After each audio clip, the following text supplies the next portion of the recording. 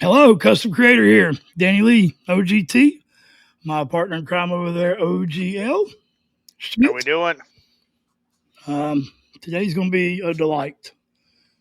So, we are both huge Pink Floyd fans, and we've never done a Pink Floyd reaction on the channel. So, welcome if you're here. See Floyd. We've done a lot of rock and roll artists. OGL's a symphonic metal guy. I guess I'd be prog because I like Tool. And a lot of people say Tool is the new age Pink Floyd.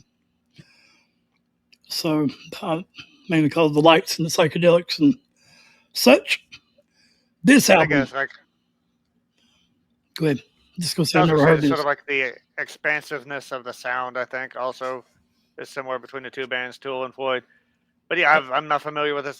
I'm familiar with the album. I've heard of it. I know the concept, but I've never heard the album itself. So it's gonna be a first for me. But I was I think it was Learning to Fly from Momentary Lapse of Reason. I saw it on MTV. I was hooked and sort of went backwards. Sorry, trying to pause the damn thing. Yeah. I don't. I'm gonna guess we don't need no education. Be the first thing I remember hearing from Pink Okay. Floyd. Yeah. I know I have watched The Wall and eat acid and mushrooms and everything else you can eat, and seen The Wall many times. I've seen it sober. I've seen it every different kind of mindset you can watch it. There are parts I skip over now. So I think Dark Side of the Moon was a better album in the totality of it all. Even though I love Some Mother, it's probably my favorite Pink Floyd song. Other than Wish You Were Here, of course.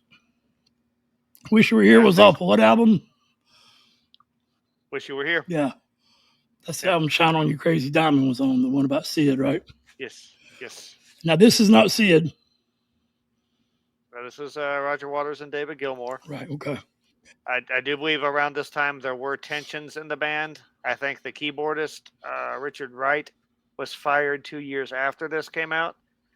This, if you look very closely at the album cover, this is also the debut of the Pink Floyd legendary Flying Pig. Yeah, that's why we're really list the wings of the pig. Yeah. Pig on the wing. Yes, Pigs on the Wing. I know the album is sort of a satire of the political situation in Britain at the time, which was, what, 70, 75, 76, something like that, when this album came out. Oh. We'll find out, bud. It's in the 70s, and I know the pigs and the dogs, this is a allusion to George Orwell's Animal Farm. George Orwell, of course, also wrote 1984. Trying to find, excuse me. Basically, it's using what year the animals. Did Pink Floyd Animals come out? Sorry. The initial release date of Animals was January 21st, 1977. 1977. 3 days after my birthday. And 3 years removed or before my actual birth. Wow. But yeah, it's basically using the animals to describe various classes. Like the dogs are predatory, the pigs are tyrannical and ruthless, and the sheep are, of course, the mindless, unquestioning herds. Deaf, dumb, blind. So it's high-minded. This is where Roger started getting a bit more political bent in his lyrics. But again, I've never heard this. I'm familiar with a lot of Pink Floyd stuff, even Gilmour and Waters solo material, but this one has slipped under the cracks, so can't wait to hear it. Well, this comes via donation from David Moody, a subscriber and a great friend of mine. I have a video way down my damn wall before I had 100 subs. It was considered an actual creator. He has the whole wall, the wall tattooed on his back, like all the imagery and everything. The dude with the gas mask, the little skinny fucker or whatever. And the face is coming out of the bricks and screaming. All the iconic imagery. So this is for you, David. I also kind of turned him on to Tool by telling him, they reminded me of Pink Floyd, and that's awesome. So, but I was Pink Floyd first. Let's get that straight. My brothers were older than me. They love Led Zeppelin, Leonard Skinner. I kind of met in the middle with Pink Floyd. But yeah, I know the Berlin Wall. I mean, a lot of people say that the wall is a reference to that, but I don't see how it couldn't be. That's where they lived. That's what was going on when it was written. It's about military and soldiers and breaking down the wall, and I don't see how it couldn't be referenced to the Berlin Wall. But I'm sure it was a part of it. I know the wall was basically based around an idea Roger Waters had about building a wall between him and the audience, because he was getting to a point where he felt he was he didn't like fans, essentially. Like he mentioned, they would be trying to set up some sort of quiet atmospheric thing, and they'd be hooting and hollering. So yeah, I mean, I think there was even an incident where he spit on a fan. So yeah, it's the idea of him, and like I think the metaphor was like, if you build this wall to protect yourself from outside influences or threats or incursions, you then become susceptible to internal forces of decay, so which would be the worms. So honestly, this, from what I've read about animals, it actually sort of sounds like almost a prototype version of the wall.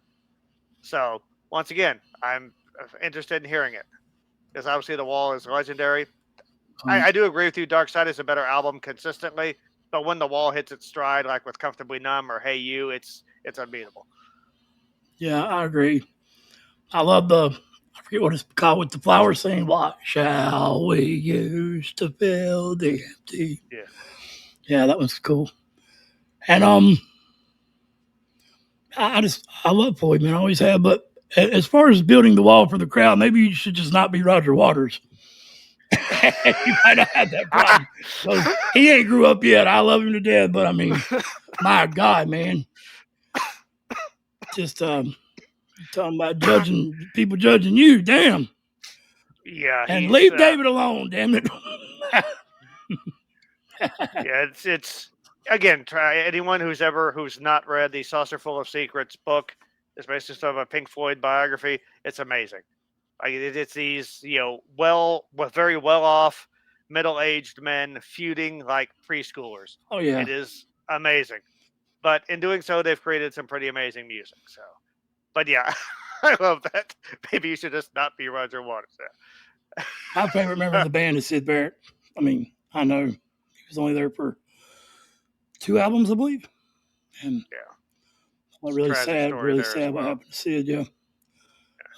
That's the one thing that psychedelics can do, is if you already have schizophrenia or a type of it, or it can definitely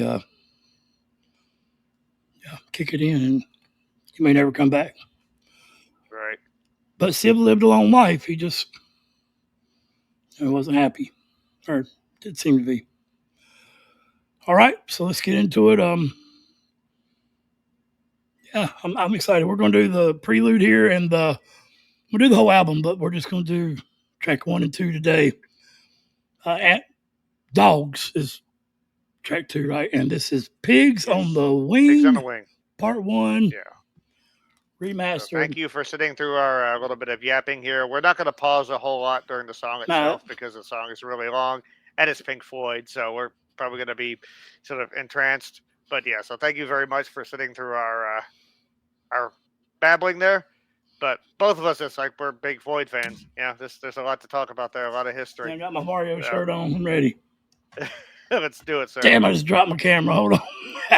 Well, we'll go ahead and listen to it. I got to pick it up. Yeah.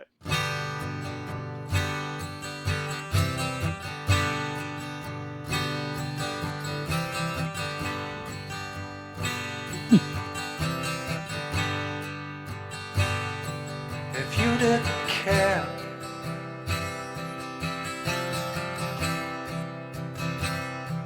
what happened to me?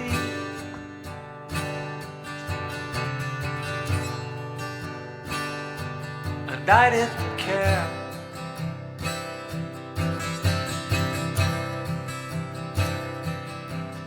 by you.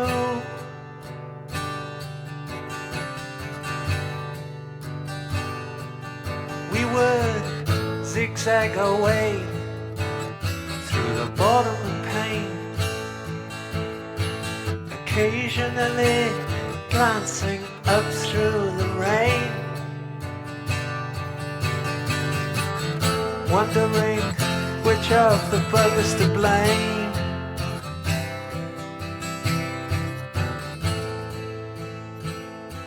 And watching for pigs on the wing.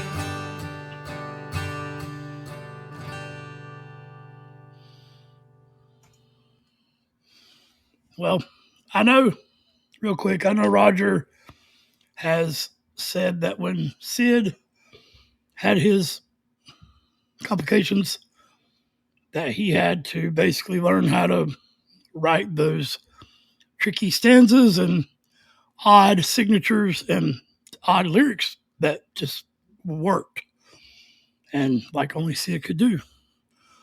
I know Gilmore wrote more music as well, but I don't think he wrote any of this. I could be wrong. Floyd fans, let us know. I'm sure. Yeah, please do. I'm sure David will let us know in the comments. And all right, so part. So going for dogs now, correct? Mm-hmm. Yep. I can find the playlist. I'll bring it up. There we go.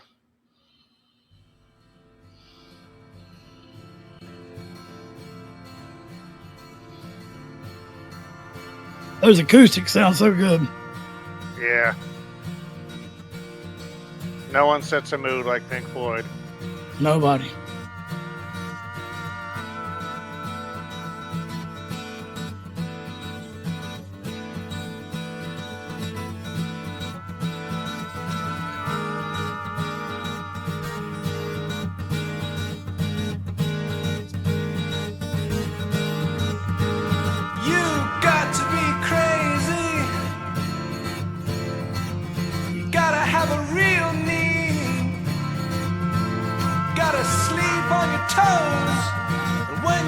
Street, you got to be able to pick out the easy meat with your eyes closed.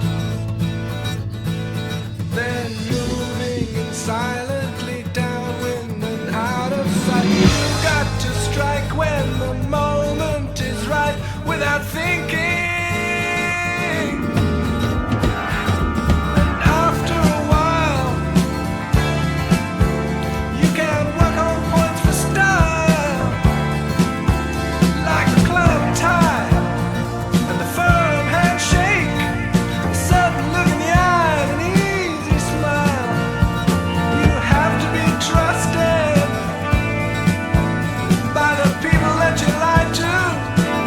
Ooh. So that when they turn their backs on you,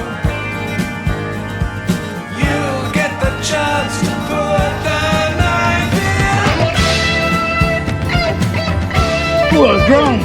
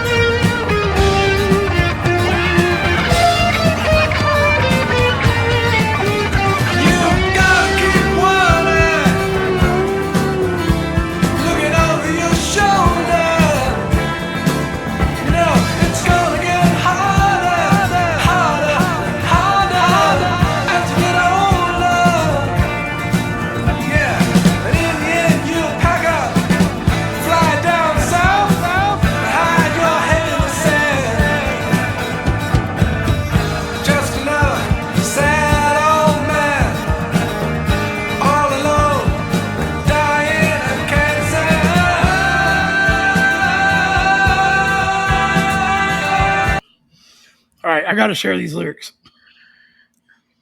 You got to be crazy You got to have a real need. You got to sleep on your toes. And when you're on the street, you got to be able to pick out the easy meat with your eyes closed. Wow, that's good. And then moving in silently, downwind and out of sight. You got to strike when the moment is right without thinking. After a while, you can work on points for style, like the club tie and the firm handshake. A certain look in the eye and an easy smile. You have to be trusted by people that you lie to. Wow, that is so damn good. That is so damn good. Props right there.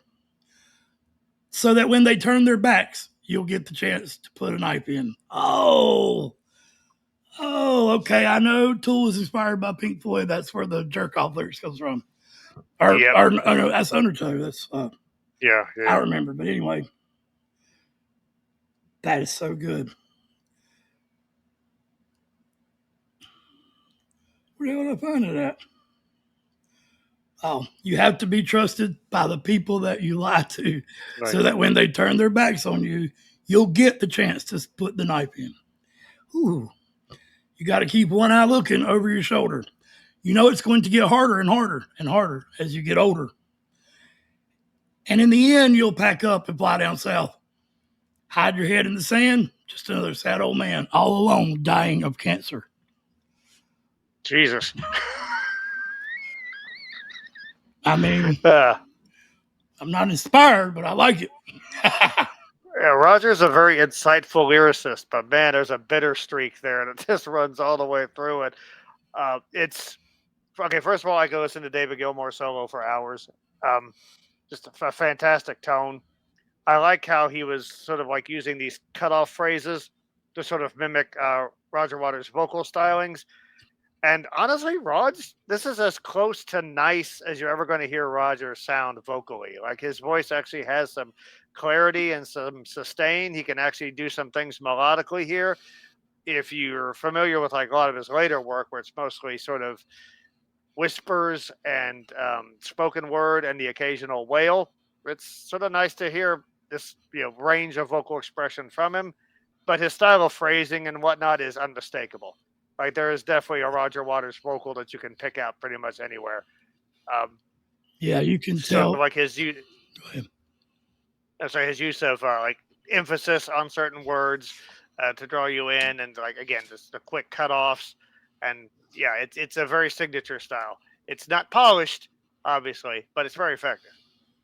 Yeah, that's kind of what I like about it, the rugged, and not overproduced sound. Yes. And that's what you get with The Wall. And then when you can tell Gilmour's influence maybe started with Comfortably Numb. Yeah. And then that type of sound is what went on to Dark Side of the Moon, in my opinion. This sounds nothing like Dark Side of the Moon. This is more The Wall all the way. Yeah. Even the guitar tone, and it sounded just like Mother and all the other Floyd song that I can't remember right now, but yeah, that's gives me cold chills. Oh, it's good up my spine. I also like real quick.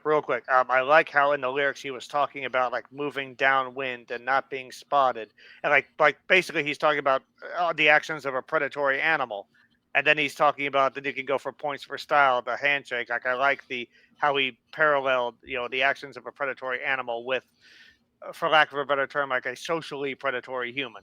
Yeah, and then the defense mechanisms of animals: fly south like the birds, put your head in the sand like a turtle. That's how they lay their eggs in the sand. Yeah. I don't know if it's their head, but they put their ass in there anyway.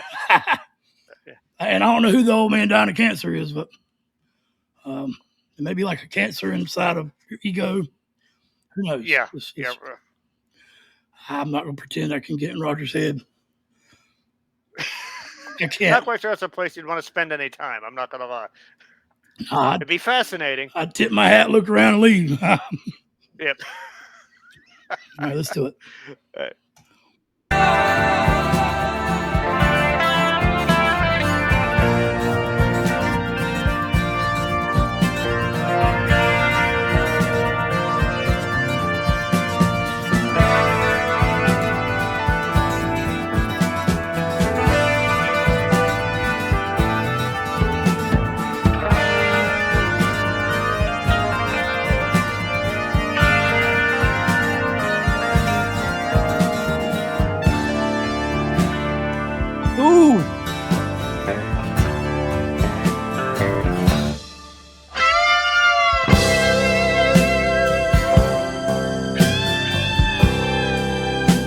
Hey, Gilmore.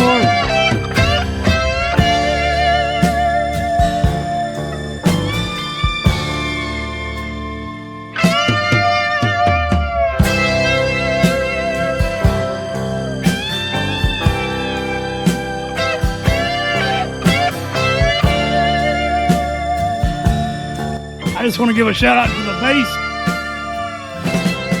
bass player and the drummer. They're killing it.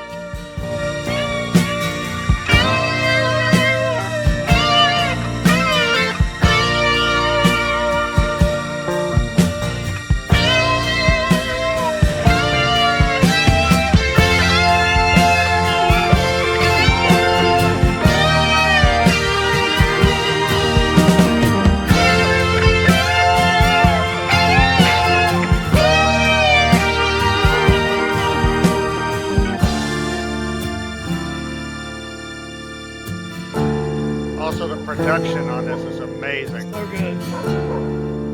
There's that dog. Yeah.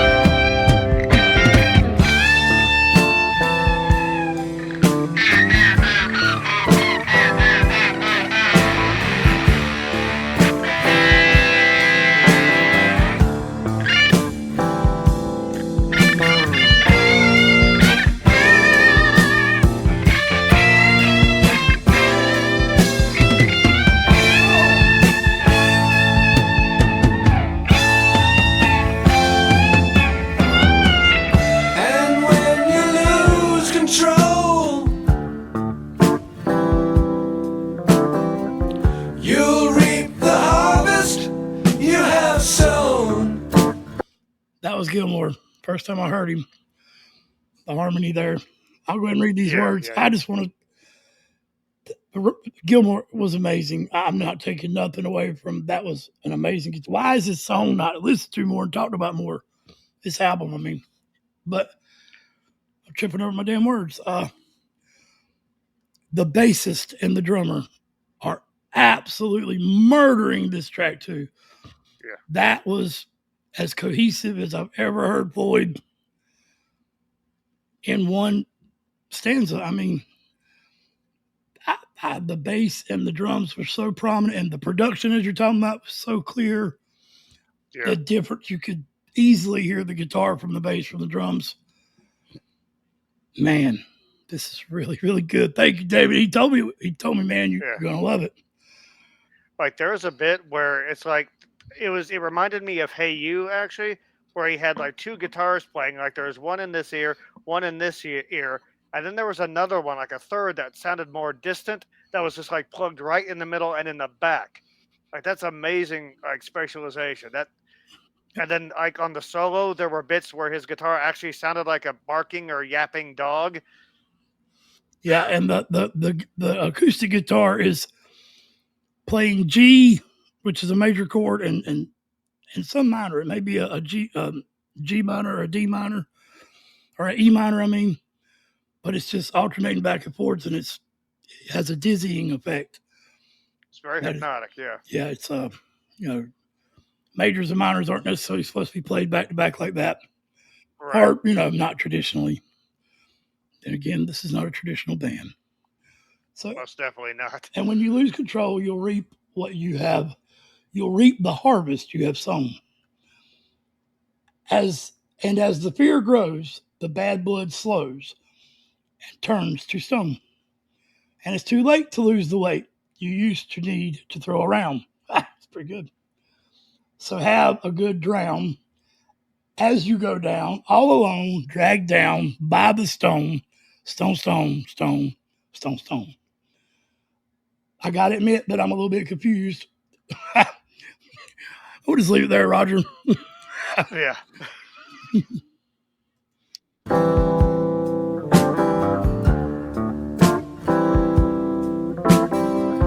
And as the fear grows, the bad blood slows and turns to stone.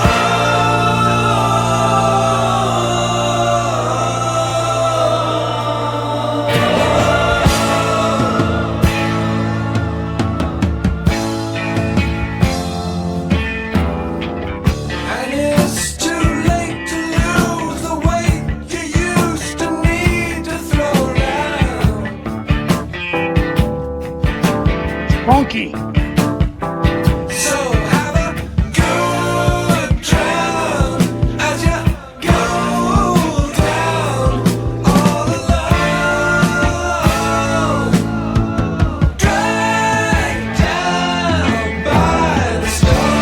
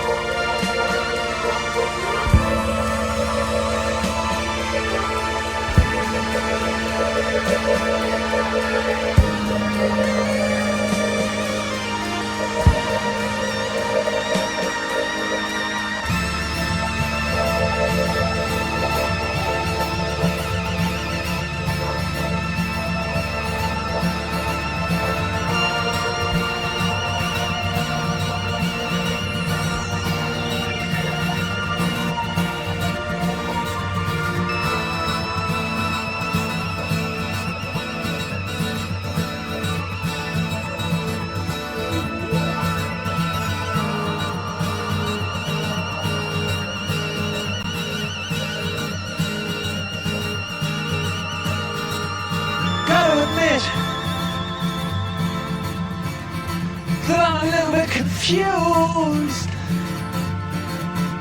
Sometimes it seems to me as if I'm just being used. Gotta stay awake, gotta try and shake off this creeping malaise. If I don't stand my own ground, how can I find my way out of this maze? Deaf, dumb, and blind, you just keep on pretending that everyone's expendable and no one has a real friend. And it seems to you the thing to do would be to isolate the winner.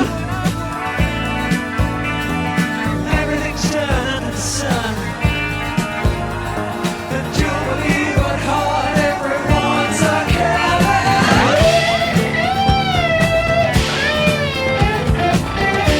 Oh!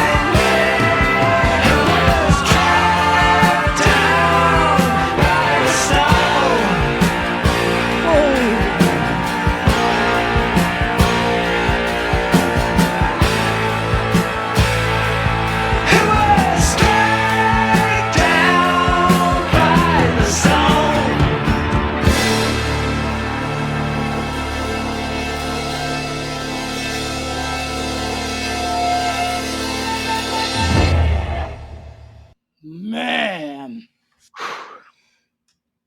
what a fucking song, man. Oh, my lights is about to go dead. Shit. Oh, yeah. comments, OGL, and I'll read the lyrics of the last part. All right. Well, 17 minutes 6 seconds. Not a note out of place. Not a note not necessary. The keyboard bit in there really reminded me of Welcome to the Machine. Mm-hmm. I also wanted to bring up that Gilmour and Waters have a very unique harmony. I think it's because their individual sounds are so distinct. David's voice is very pleasant. It's got an ethereal feel to it. Roger's voice is very much like Roger Waters, which is not those things. So it's almost feels like they grate against each other in a way that is kind of harmonious. I can't really think of another way to describe it. When I first heard Welcome to the Machine, it was in Buddy's basement with these giant ass speakers. And it was just the sound of those harmonies that was just otherworldly. So I was sort of taken back when I heard the harmony bits here and that crazy synth solo that also reminded me of Lucky Man. There's a lot of crazy synth solos in the 70s. Emerson, Lake, and Palmer. The drum. Yeah, you mentioned the drummer, Nick Mason. There was so much just carefully constructive percussive energy in this song. So much patience. Again, patience, but like he built tension, and like even a bit towards the end where it felt like it was like sort of like stampeding towards something without going into like a full-on blast beat or metal beat. Yeah, just a masterful construction of percussion there. There's something that I noticed with. Go ahead. I'm sorry. No, go ahead. I was just going to say that I think a big reason people compare Tool and Pink Floyd or say that they're a lot alike, similar, is because I don't know of another band that writes continuous songs that don't have a chorus, have no real structure to them. They don't rhyme. Sometimes they rhyme, but they don't have to. Mm-hmm. And it changes continuously. It's almost like it's metamorphosizing as they play it. Now, this is a 17-minute song, and I totally don't have any of those. So this is a masterpiece, but that is, as a Tool fan, I see that, and you just don't see that, I guess is my point. Most all bands work within some kind of structure, and there's usually a chorus, and wow, this is more like a movie within a sonic movie. Yeah, that's a very good way to put it. It's an audio movie. I definitely see the influence in the production side of things. The way they pan stuff, they put stuff in the back. Obviously, Tool learned from the masters there. Gilmour soloing, that in of itself, that's almost cheating because like he solos a lot, and like Gilmour soloing is good enough to carry large chunks of any song. So it's hard to when a song has that much great soloing in it, it's obviously not going. It's going to just sort of flow. But again, just the way the song was structured, it's movements, for lack of a better term. It's acts, it's chapters.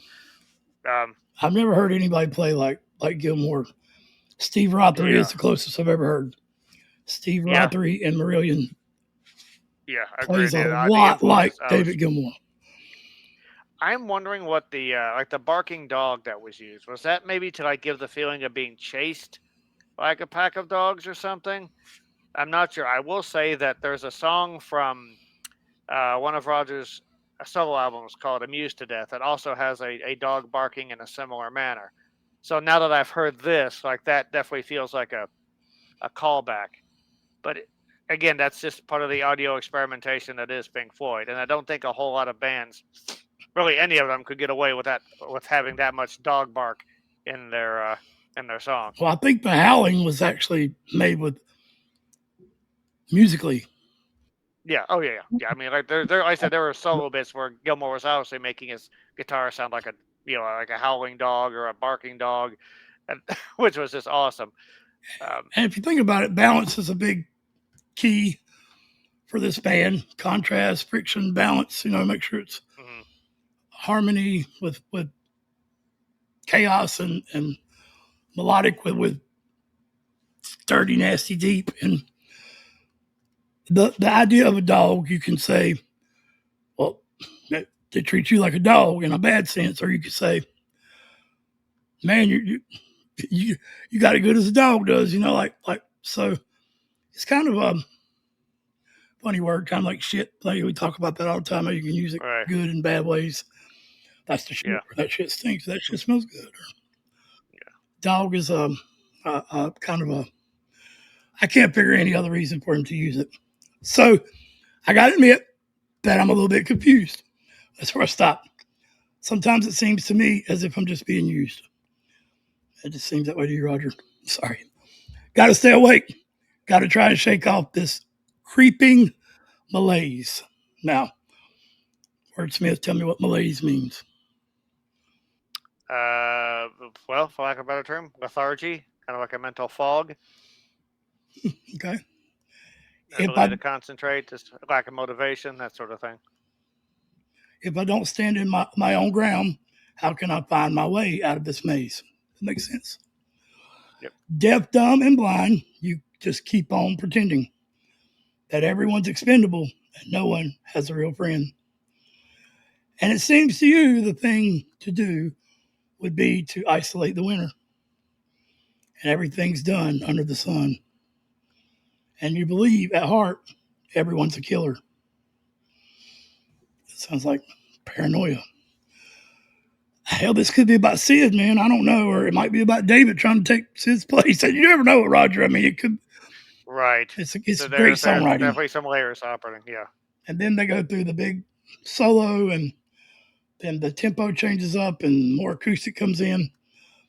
And the way Roger sings this is masterful. Who was born in a house of pain?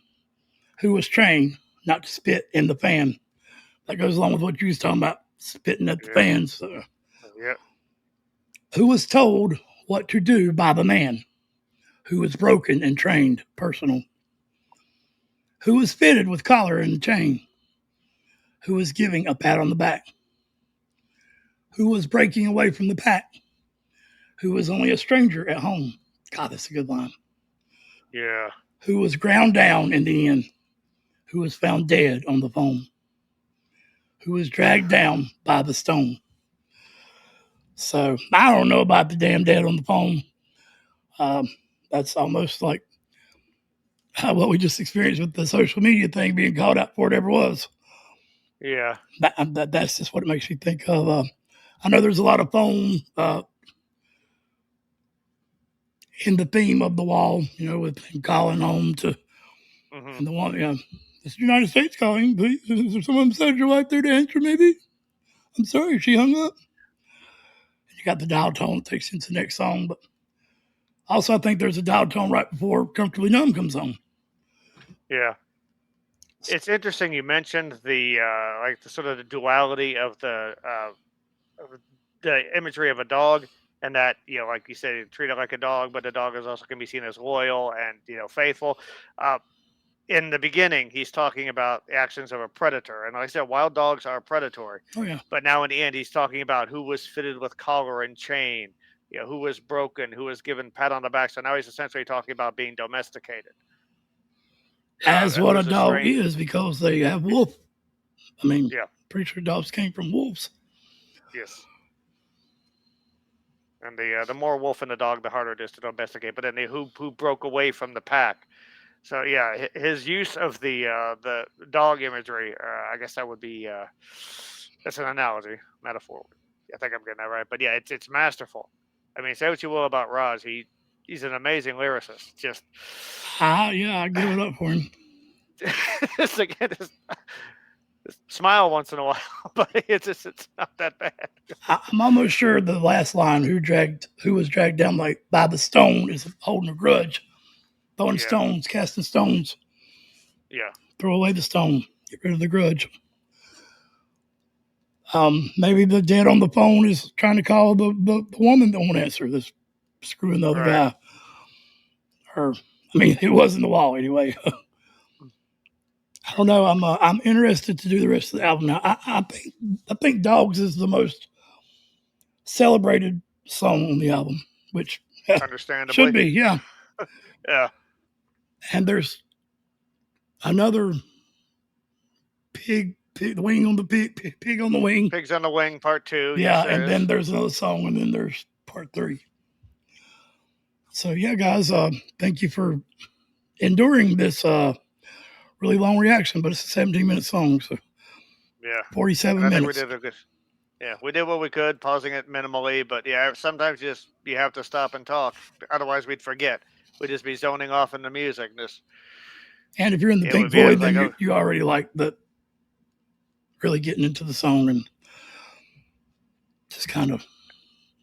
And I guess maybe the reason that this song isn't celebrated more, I guess this is Floyd at their peak, and like there's Dark Side of the Moon. There's the Wall hadn't come out yet, but I guess there are so many good things that they'd already done, and I guess again after this you had The Wall and such like that. Wish You Were Here, so it's sandwiched between all of these milestones, and I think maybe just the oddness of the concept maybe made it a bit more alien to some people as opposed to something like The Wall or Wish You Were Here, which had a much more easily graspable theme.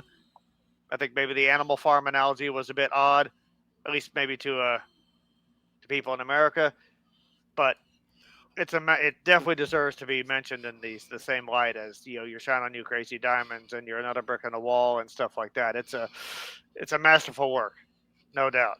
And honestly, like I love a lot of bands, love a lot of music, but just when you hear something like this, you realize there's Floyd and there's everybody else. You know what I mean?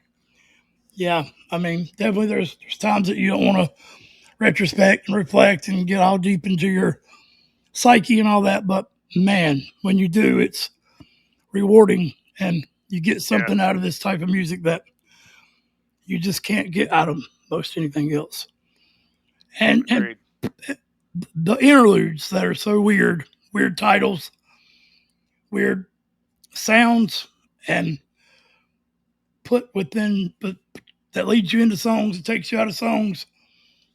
I only know one other band that does that. So I think it's pretty clear why the bands are compared a lot. And they definitely are. Even David himself loves both bands now. And Maynard says himself, he goes on record and says, hey guys, we're not makes wine and it takes a long time, process, patience. He says, we're not making Green Day wine here. We're making Pink Floyd wine. So, so yeah, I love it. I love it. Thank you, David. Mental health is real. Yeah. We advocate it here. Well, I'm about to say we practice it. I do, but I mean, it's an important thing. Be a part of the start. Try to lend a helping hand. There are people out there like Roger that's confused as hell and need some help. Confused and bitter. Yep. Hey, I love Roger. I'm just saying the same shit everybody says. You get on. He's a fascinating fellow, no doubt about it. He is. Fascinating guy, yeah.